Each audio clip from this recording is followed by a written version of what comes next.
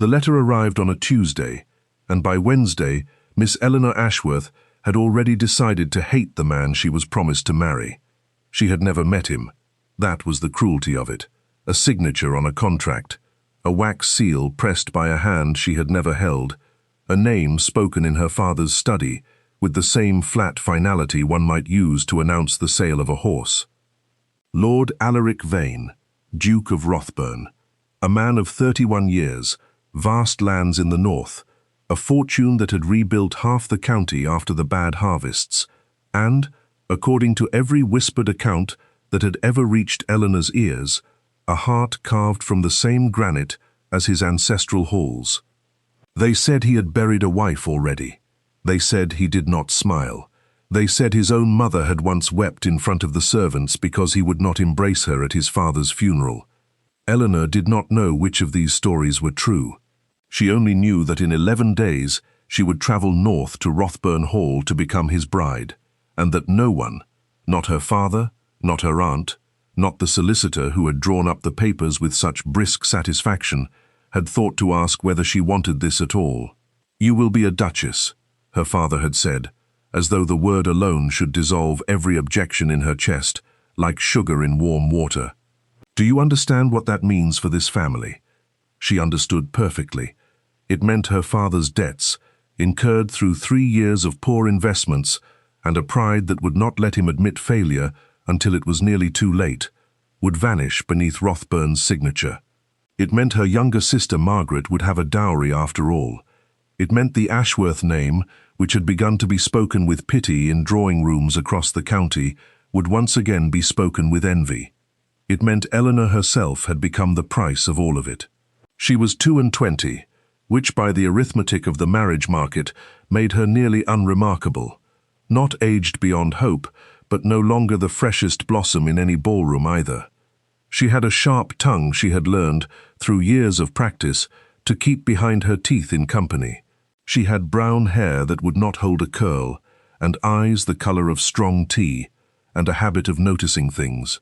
The tremor in a servant's hand, the false brightness in a friend's laugh, that her aunt called unbecoming and her father called useless. She did not think herself beautiful. She had long ago made peace with being the sort of woman men glanced past in search of someone lovelier, someone livelier, someone less inclined to ask questions that made conversation difficult. And now she was to be a duchess.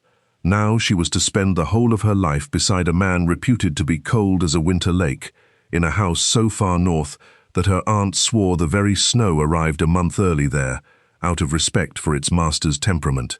She wept only once, the night before she left, alone, in the dark, where no one could accuse her of ingratitude for it, and then she dried her face, packed her trunks, and resolved that whatever else she surrendered to this marriage, she would not surrender her dignity along with it. The journey north took 4 days. On the third, her carriage lost a wheel on a rutted stretch of road, some 11 miles from Rothburn land, in weather that had turned from a fine autumn drizzle into a driving rain that soaked through cloak and bonnet alike. Her maid, Sarah, was sent ahead on the coachman's second horse to fetch help from the nearest posting inn, leaving Eleanor to wait beneath the meagre shelter of a lightning-split oak, while the coachman argued with the ruined wheel, and the rain fell as though it meant to drown the whole country. It was there, cold and half-soaked, and thoroughly out of patience with her own life, that she saw the stranger. He came walking down the road on foot, no horse, no carriage, dressed in a plain dark coat that had seen better winters, his hat pulled low against the rain. He might have been a groom, or a steward's man, or a tenant farmer walking home from market. There was nothing about him, at first glance, to suggest he was anything else. He was tall, and he moved like a man accustomed to walking long distances without complaint, and when he drew near enough to see her predicament, he stopped. "You'll take a fever standing there," he said. His voice was low, unhurried, entirely without the deference a servant might have shown a lady of quality. But then, in that rain, in that light, he could not have known what she was. "I am aware," Eleanor said, with more asperity than the moment strictly required. "But I confess the alternative standing somewhere drier, has not yet presented itself. Something moved at the corner of his mouth. Not quite a smile. There's a shepherd's hut half a mile back, off the road, dry enough. I was headed there myself to wait out the worst of it. She looked at the ruined wheel, at the coachman's grim face, at the rain that showed no sign of relenting, and made the only sensible decision available to her. Then I suppose I shall have to trust a stranger, she said, which is not, I promise you, my usual habit. Wise, he said. Strangers are rarely worth the risk. And yet he held out his arm to help her over the worst of the mud, and something in the plainness of the gesture, no flourish, no performance, simply a hand offered because the road was treacherous, made her take it. The hut was small, stone-walled, with a hearth already laid by some previous traveller, and enough dry kindling stacked beside it to suggest the shepherd kept it in readiness. The stranger built the fire with the quiet competence of a man who had done such things all his life, and when it caught, the small room filled with warmth that made Eleanor's numb fingers ache as they thawed.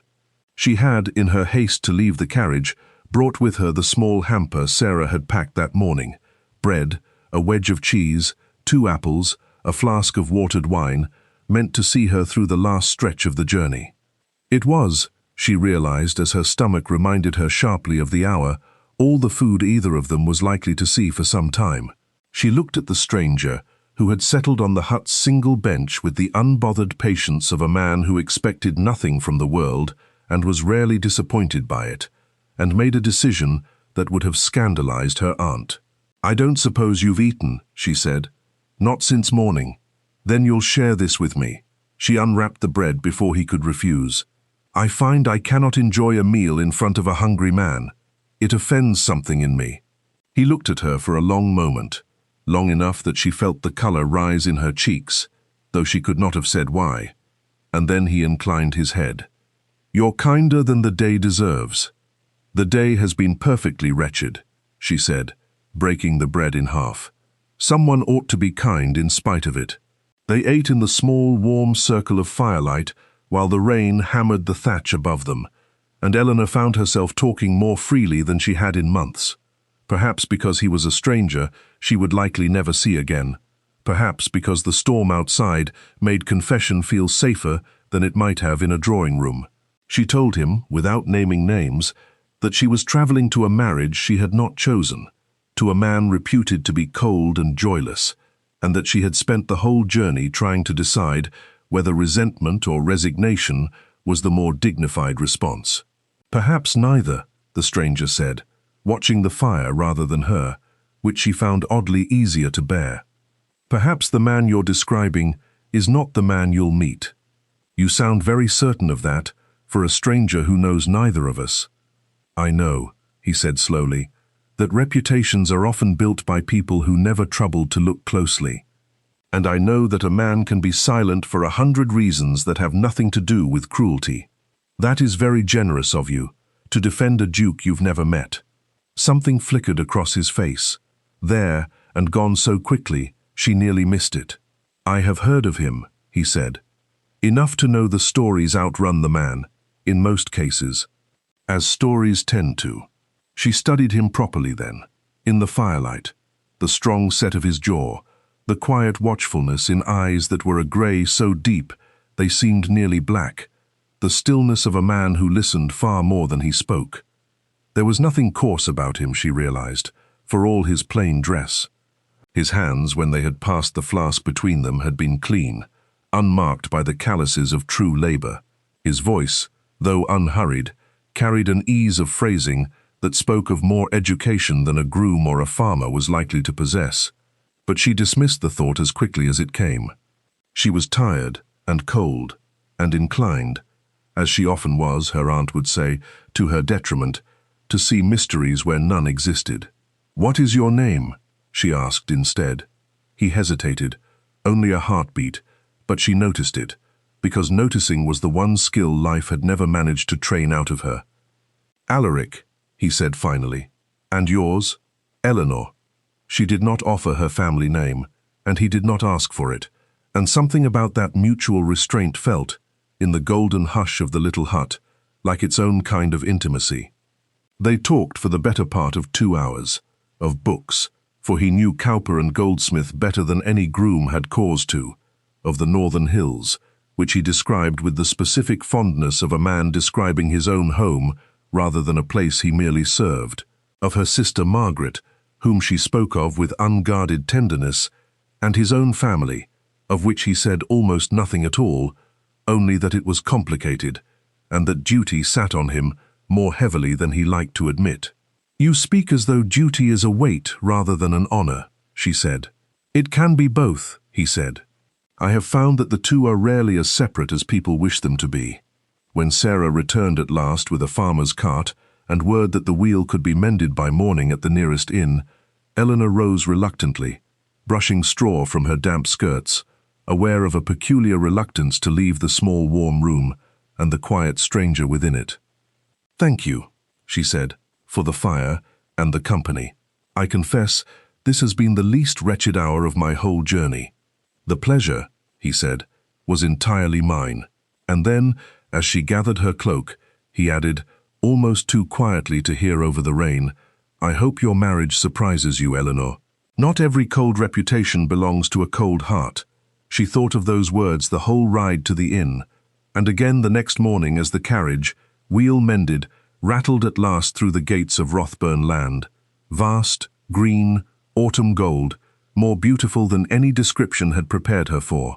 She thought of them as the hall itself came into view, grey stone rising from manicured lawns, like something built by giants rather than men. And she thought of them still, as she stood in the grand entrance hall, travel-stained and exhausted, waiting to be presented to the man who owned it all. She did not think of them at all in the moment the doors to the receiving room opened, and the Duke of Rothburn stepped through, because for 3 full seconds her mind refused entirely to process what her eyes were plainly showing her. It was him, the stranger from the hut, the man she had fed bread and cheese to, whom she had described her own betrothed to as cold and joyless, while he stood not a foot away, listening, saying nothing, offering only a stranger's gentle correction.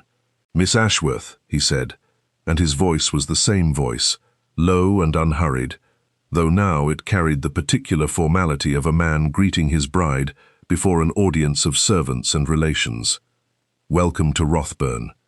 The blood left her face so quickly she thought she might faint outright. Behind him stood an older woman in severe black, his aunt, Lady Cassandra, as she would later learn, whose eyes moved over Eleanor with the swift, assessing coldness of a woman pricing livestock, and a cluster of household staff arranged with the precision of a formal welcome she had, until that instant, been too stunned to notice. "You," she managed, and heard how thin and foolish it sounded even as she said it. "Me," he agreed, and there, finally, was the smile she had glimpsed only in fragments the day before, though now it carried an edge of something like apology. "I did try to tell you, the day might surprise you." She wanted, in that moment, to disappear entirely through the polished floor. Every unguarded word she had spoken in that shepherd's hut rose up before her like a parade of humiliations, her complaints about him specifically delivered directly into his own listening face, her confession of dread at the very marriage now standing 3 feet away, watching her with an expression she could not read at all. "You let me speak so freely," she said, low, for his ears only, as his aunt drew near enough that further honesty became impossible. "You let me say all of it, and you never once—" "I know," he said, equally quiet. "And I will explain, if you'll grant me the chance, but not here." She had no choice but to grant it, because Lady Cassandra was already upon them, extending 2 cool fingers in greeting and remarking, in a voice pitched for the whole hall to hear, that the future Duchess appeared to have had a difficult journey, though I confess I expected someone a touch more polished, given the money your father's debts required of my nephew's generosity. It was, Eleanor understood at once, meant to wound, and it did. Not because she cared for Lady Cassandra's good opinion, but because it named plainly what she had spent the whole carriage ride trying not to think too closely upon. She was not here for love. She was here because her father's failures had a price, and Rothburn had paid it, and every soul in this house would measure her worth against that transaction for as long as she lived among them. She lifted her chin instead of lowering it. The journey was difficult, she agreed, though the last hour of it was unexpectedly pleasant. I had the good fortune to shelter from the rain with a kind stranger who shared my fire and my bread, and gave me no cause at all to regret the delay. She did not look at Alaric as she said it, but she felt his attention sharpen beside her, and took a small, private satisfaction in denying his aunt the reaction she had clearly hoped to provoke. That night, alone in the vast, unfamiliar bedchamber she had been given, larger than her father's entire study, hung with tapestries older than the country's memory, Eleanor sat by the window and turned the day's events over and over, searching for some shape to her fury that made more sense than simple humiliation. He had deceived her. That much was plain. Whatever his reasons, he had let her believe him a stranger of no consequence, had listened to her private opinions of her own betrothed without correcting the error, had watched her make a fool of herself in the one unguarded hour she had allowed herself on the whole journey north. And yet he had also been, in that hour, gentler than any man had troubled to be with her in longer than she could recall. He had built her a fire. He had shared his silence as easily as his bread. He had said her marriage might surprise her, and something in his voice, even then, had sounded like a man hoping, quietly, without daring to say so outright, that it might surprise her well. She did not know which version of him to believe. The cold Duke of Rumor, or the quiet stranger of the hut, or some third man entirely who lived somewhere in the space between the two. She resolved, before sleep finally claimed her, that she would demand her answer in the morning, and that whatever it was, she would not let it be softened by the memory of his hands passing her the flask, or the low warmth of his voice describing hills he plainly loved. He came to find her himself, before breakfast, in the small morning room that overlooked the orangery, sent word ahead through a maid so that she might refuse him if she chose, which she noted, despite herself, as a small courtesy she had not expected. "I owe you an explanation," he said, without preamble, once the door was closed, and they were, for the first time since the hut, entirely alone. "And an apology, though I suspect the explanation will not fully excuse the need for one." "I am listening," she said, arms folded, refusing him the comfort of a softer posture. "I did not plan to deceive you," he said. "I had ridden out that morning to inspect a tenant's flooded field, some miles from here, alone, as I often do, because I find I think more clearly, without an escort trailing behind me, reporting my every mood to my aunt. When the rain came, I meant only to wait it out, as any man might. I did not know the stranded carriage on the North Road belonged to my own betrothed until I was already walking toward you, and by then," he stopped, exhaled. "By then, you had already begun speaking to me as though I were simply a man, with no title standing between us, and I found I did not wish to end that so quickly. You let me humiliate myself," she said. "You heard every unkind word I said about a man I believed to be you, and you said nothing." "I heard a woman being honest," he said. "In a way, I suspected she would never again be permitted to be honest with me, once she knew who I was. I have been betrothed before, Eleanor. I have sat across from women who agreed with every opinion I offered before I had finished offering it, who laughed at jests I had not yet made humorous, because they had already decided that agreeing with a duke was safer than knowing him. You did not do that. You told me the duke you were promised to sounded cold and joyless, and you told me so to my own unrecognized face, and I confess," his voice roughened just slightly, "I confess I wanted 1 hour of being disliked honestly, before I became, once again, a title that everyone agreed with." Eleanor said nothing for a long moment, turning this over, feeling her fury slacken by degrees, even as some stubborn part of her resisted its loosening. "That does not undo the humiliation of this morning," she said finally. "Your aunt already believes me graceless, and you let me discover the truth in front of a hall full of servants, with no warning at all. That," he admitted, "was poorly done, and mine alone to answer for. I meant to find a private moment before the formal welcome, and circumstance did not permit it. I am sorry for the shock of it, if not for the hour that preceded it." It was, she thought, an honest answer, delivered without excessive apology or false charm. No flowery protestations, no attempt to paint himself the wounded party in his own deception. Just a plain accounting, offered because he judged she deserved one, and she found that plainness disarmed her more thoroughly than any grander speech could have. "I still do not know you," she said, quieter now. "Whatever I said in that hut, I said to a stranger. I do not know the Duke of Rothburn at all." "No," he agreed, "but you might, in time, if you're willing to grant the man a chance. The title has rarely been given." She did not answer that directly, could not, with her feelings still so unsettled between anger and something warmer she was unwilling yet to name.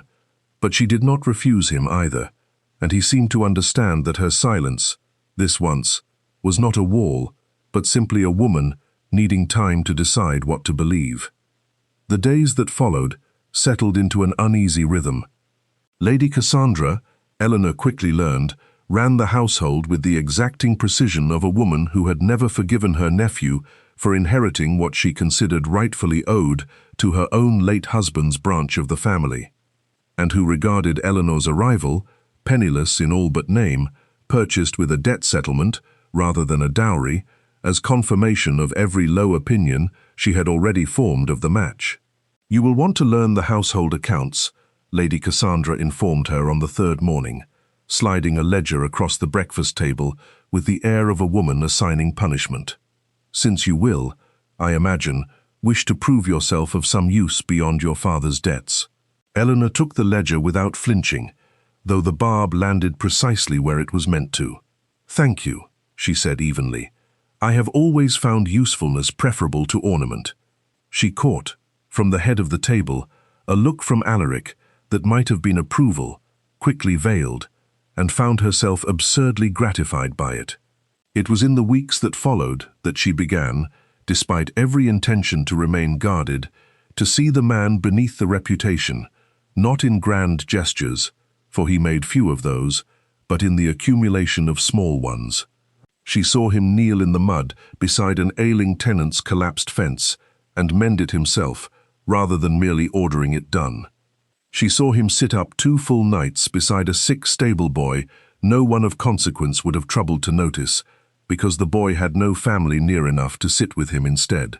She saw him in the library one evening reading the very cowper he had spoken of in the hut, and when she asked why a duke troubled himself with poetry, he had said only that it reminded him some things in the world were built for beauty rather than use, and that he found he needed such reminders more than most men supposed. She began, without quite meaning to seek out his company.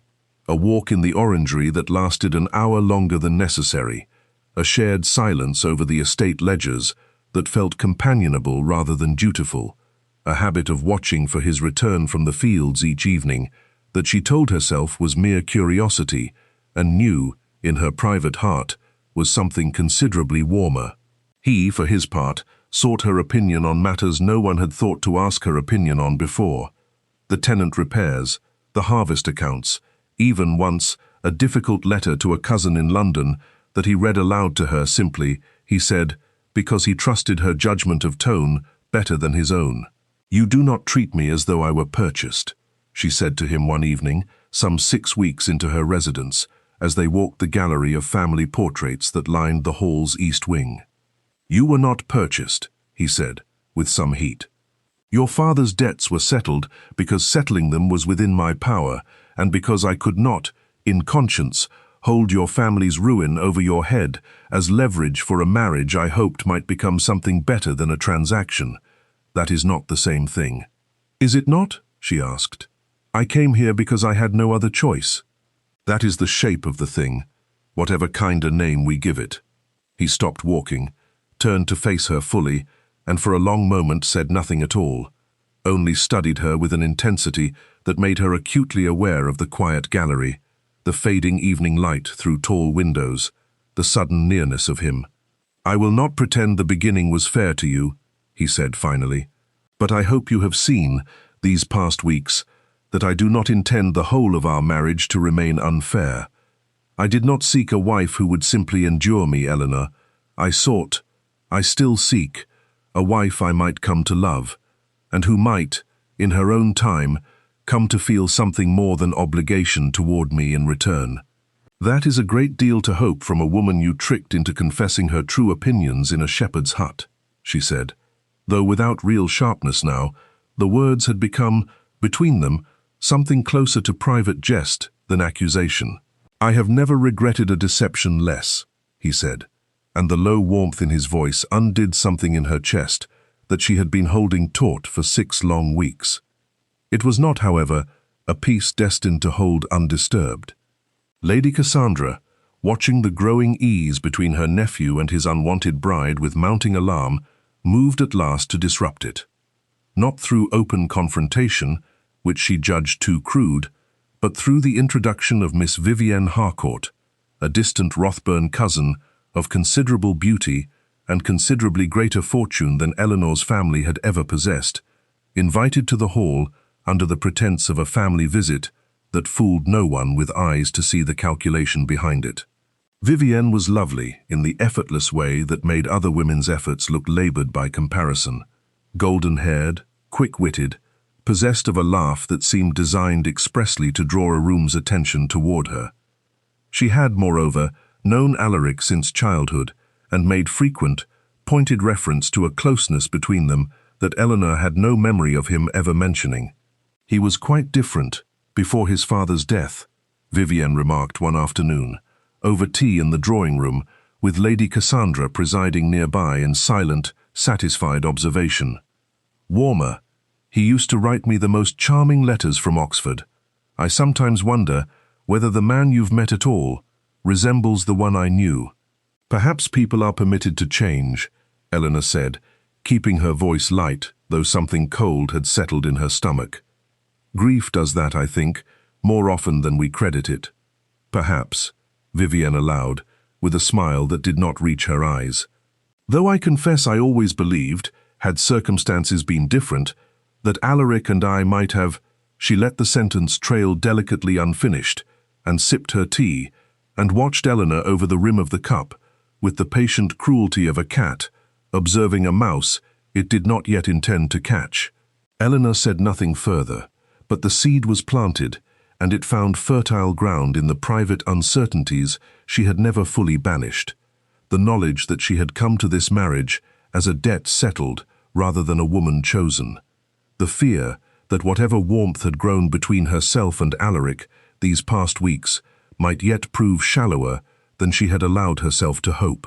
That fear deepened further when, 3 days later, she came upon Alaric and Vivienne in the library, heads bent close over some old letter Vivienne had produced, both of them laughing at some shared memory Eleanor had no part of, and though the scene was innocent enough, viewed plainly, it struck her in that unguarded moment with all the force of confirmation. She withdrew before either noticed her, and spent the evening in her own chamber, turning Vivienne's careful insinuations over in her mind until they had grown, through sheer repetition, into something that felt almost like certainty. She might have let the matter pass, might have trusted the accumulated evidence of 6 weeks' growing tenderness over one lovely cousin's careful poison, had not Lady Cassandra chosen that same week to deliver the final, most damaging blow. A letter, produced with theatrical reluctance, that she claimed to have discovered among Alaric's correspondence, in which an old family friend congratulated him, some months before Eleanor's arrival, on his sensible resolution to settle the Ashworth debt in exchange for the girl, and remarked further that Vivienne Harcourt remains, I think, the match your heart truly desires, whatever duty now demands of your hand. Eleanor read the letter with hands that had gone entirely cold, and did not trouble to ask Lady Cassandra how she had come to possess private correspondence not addressed to her, because some deeper part of her recognized, even through her shock, that the question mattered rather less than the confirmation the letter seemed to offer of every fear she had carried since the day she arrived. She confronted Alaric that same evening, the letter clutched in one shaking hand, in the privacy of his study. "Is this true?" she demanded, before he had even risen fully from his desk. "Did you write this? Did you agree to marry me only because it settled a debt conveniently, while your true affections lay elsewhere?" He took the letter from her, read it with a frown that deepened by the line, and when he looked up, his expression held something closer to bewilderment than guilt. "I did not write this," he said. "This is my cousin Frederick's hand, and the sentiment is entirely his own invention.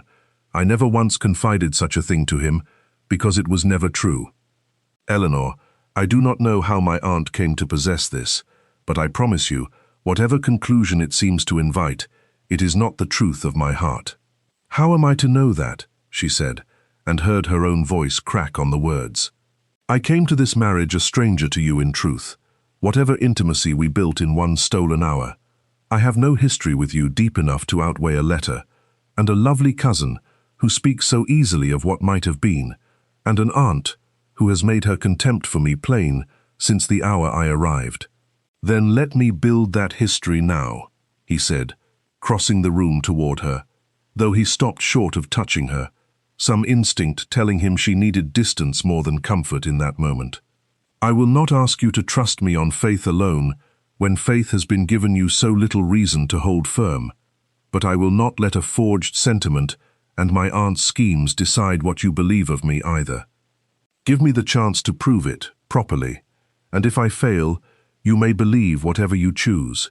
She wanted, desperately, to believe him, and it was that very wanting that frightened her most, because she could not tell any longer whether her judgment was sound or simply desperate for an excuse to keep hoping. "I need time," she said finally. "I cannot simply set aside what I have read and felt these past days because you ask me to."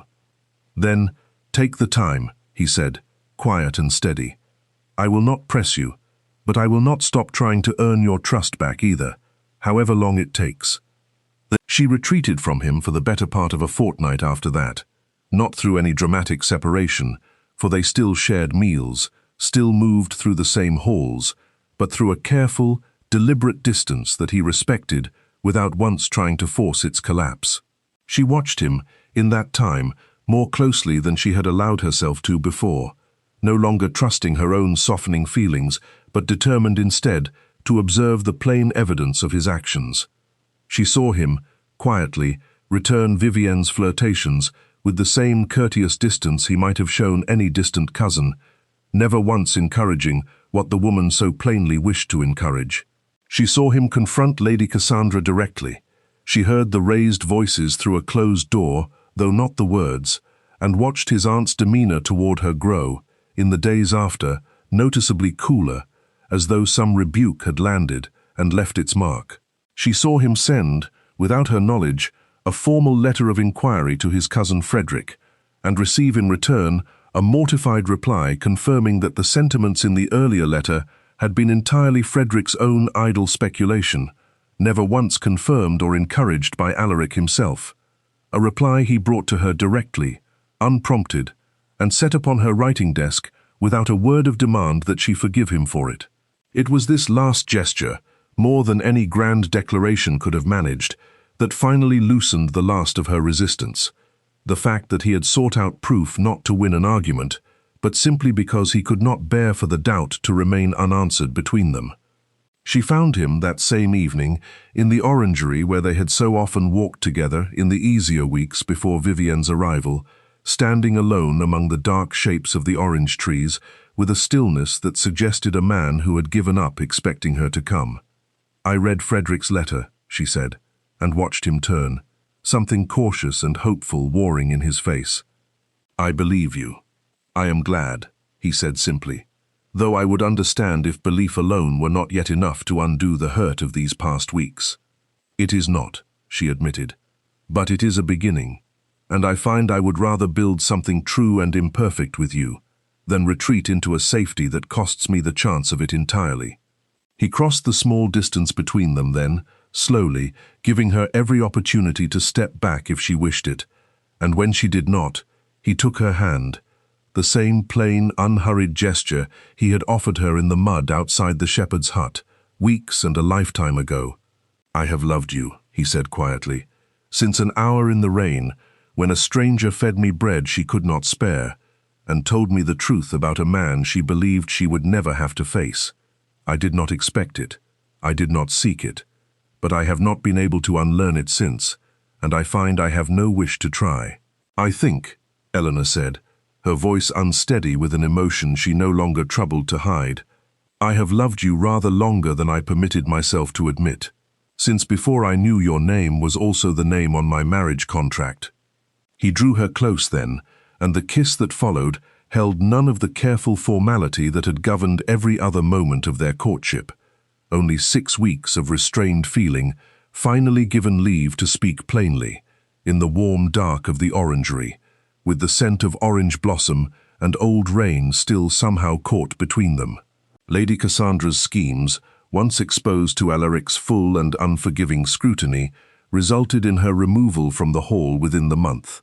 Not through cruelty, for Alaric was not a man inclined to cast even an unkind relation into true poverty, but through a firm settlement of income that came with the explicit and permanent condition of residence elsewhere.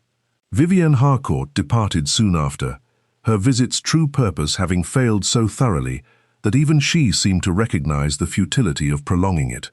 The wedding, for a formal ceremony, was still required. Whatever private vows had already passed between them in the orangery took place that spring in the small stone chapel on Rothburn land, before a gathering considerably warmer and more genuine than the cold reception that had greeted Eleanor's arrival the previous autumn. Margaret came up from the south, radiant with the dowry now secured for her own future, and wept through the whole ceremony in a manner Eleanor found far more moving than any dignified restraint could have managed. Eleanor wore, at Alaric's quiet insistence, a small sprig of the same herbs that had grown wild near the shepherd's hut, where they had first shared a fire, and a confession neither had known the other would remember so fondly.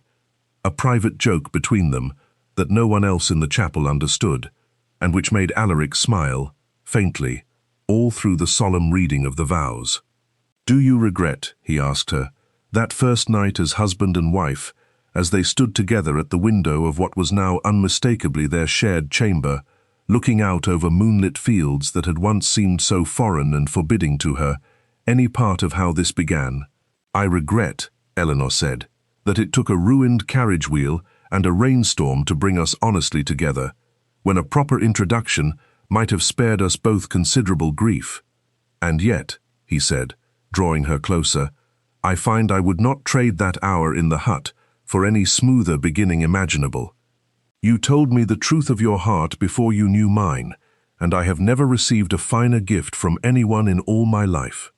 "Then I suppose," she said, resting her head against his shoulder, feeling for the first time in nearly a year entirely unguardedly safe, "we ought to be grateful to that dreadful road, and its dreadful wheel, and the rain that would not relent." "Grateful," he agreed, "and forever in its debt." And outside, beyond the tall windows of Rothburn Hall, the same northern stars that had watched a stranger share his fire with an unhappy bride, now watched instead a duke and his duchess, no longer strangers to each other at all, standing together in a warmth that owed nothing to any hearth but the one they had built, slowly and honestly, between themselves.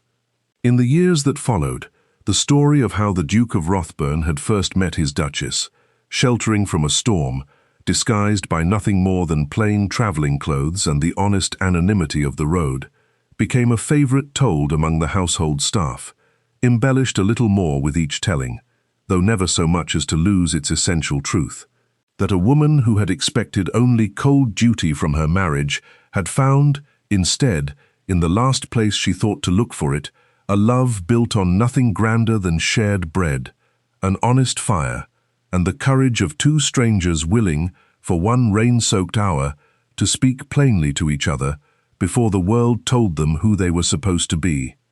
Eleanor never did learn to hold a curl in her hair, nor did she ever quite master the icy composure Lady Cassandra had once demanded of her.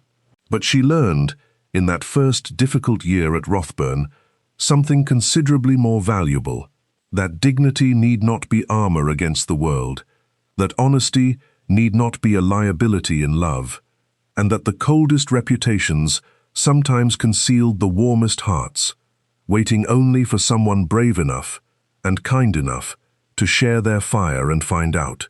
And when some years later her own eldest daughter faced a marriage arranged for reasons of duty rather than affection, Eleanor told her, without embellishment, the whole true story of the shepherd's hut, not as a guarantee that every arranged match concealed a hidden romance, but as a gentle reminder that first impressions, however certain they felt in the moment, were rarely the whole truth of anyone worth knowing.